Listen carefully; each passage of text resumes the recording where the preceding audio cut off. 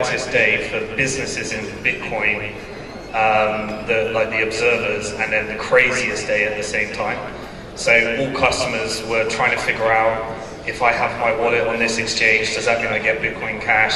If I own my own private key, how do I safely get the Bitcoin Cash? Then hackers were all on, this is an ideal opportunity for them to scam people and try and steal their money. There was it was a pretty wild day. And then there was also customers that were demanding companies that weren't supporting it to support it because they saw it as free money. And they didn't want the company to benefit from the money because somebody was going to benefit from it. And that just created a lot of turbulence around and uncertainty. It was done very quickly.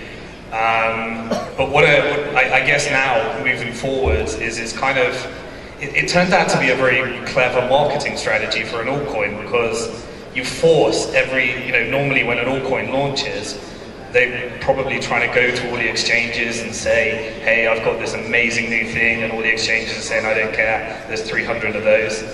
But this one actually forced the customers, forced the exchanges, saying, give me my money, stop stealing my money.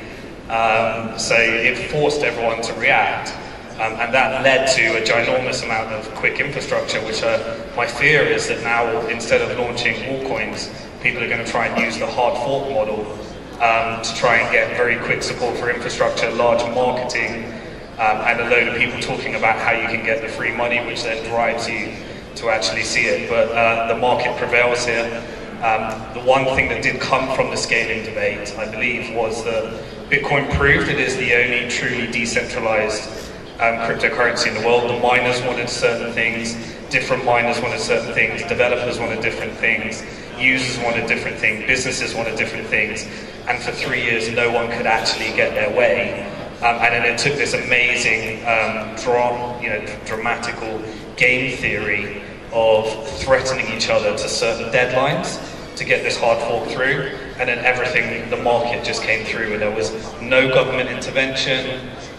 They reached consensus in the end. The communities decided to go their separate ways, and it was actually one of the most amazing market-driven political events I've ever seen.